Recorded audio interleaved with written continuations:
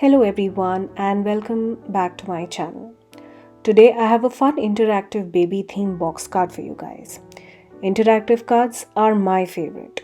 They have so much more character to them and it comes in an envelope filled with surprise. Well, the card that I have today is perfect for a baby shower or first birthday or just for someone who loves babies. Well, who doesn't love babies, right? Well, before we get started, I would love for you to take a minute to subscribe to my channel and hit the bell icon so that you get notified each time I post a new video. Let's get started. Here's a look at the supplies that I'll be using for our project today. First, we have this beautiful 6.5-inch paper pad by Kaiser Craft from the Lullaby collection. It has beautiful shades of blues and pinks. We have some lovely patterns and designs here.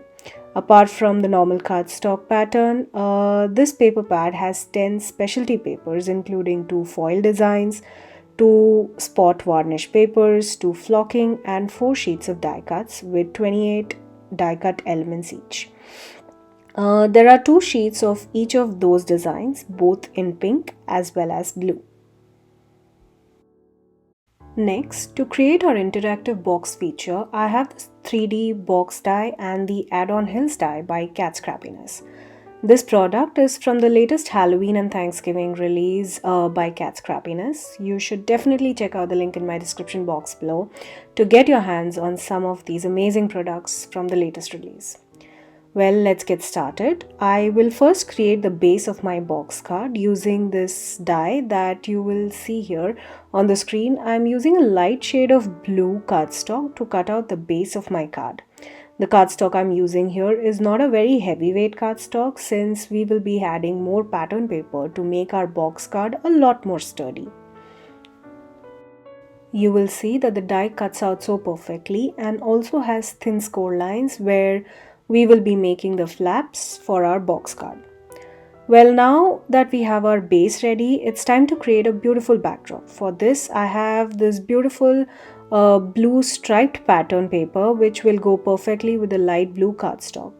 The main frame of the die is 3 by 4 inches in length, and the pattern paper here that I have is just 6.5 inch. So instead of using the whole panel here, I will be using just the back of the panel, and using my paper trimmer, I cut out both of the flaps of this pattern paper. This die would work perfect with your 6x8 or 12x12 pattern paper pads. We can now adhere this onto the blue cardstock base. I'm using strong double-sided tape and lining both of these cardstock panels against the edge of my stamping tool. Now that my panel is ready, it's time to cut the pop-up feature. Here I have the 3D box add-on hills die. I have 3 of these dies in varying heights. I will be using the same pattern paper with these tiny polka dots to create my pop-up feature.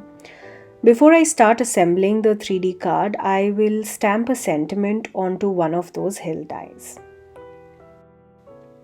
I have the Happy Faces stamp set, which was part of the latest stamp timber release by Simon Says Stamp. I'll be using the Sending Happy Thoughts sentiment and stamping it using my positively saturated ink in the shade Royal. I stamped the sentiment twice to get a perfect impression. I love how beautifully the color of the stamped image matches with our pattern paper.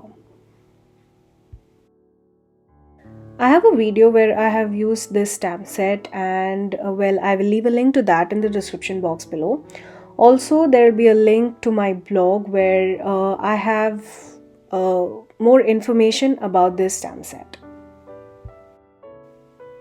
Now, it's time to add some glue onto those tiny little flaps on these add-on die cut pieces. Here, I like using small pieces of double-sided tape. You could also use liquid adhesive, which will give you some wiggle room before you can stick these pieces in place. Now, to create our box card, I will take one of the add-on die cut piece and align it with the lower edge of my base panel. I went ahead and did the same for the other 2 pieces. Notice that I have adhered only the left flaps of all of those die cut pieces. To create our box, all we have to do is straighten out all those flaps and remove the adhesive and close the bigger flap. With that, our 3D interactive box card is now ready. Now all we have to do is create a scene using our little stamped and die cut baby images. I used this bundle of joy stamp set and colored all of those little baby images using alcohol markers and die cut them using coordinating dies. Well, I like to create a bunch of these at once so that I can make multiple cards together. I store them all in little cups or Ziploc bags. Now all we need to do is adhere these stamped images onto the box card. I'm using the fine precision tip barely art glue to stick these images onto the pop-up features. At this point, you can add any number of those stamped images depending on what kind of a scene you are planning to create. And just like that, our card is ready.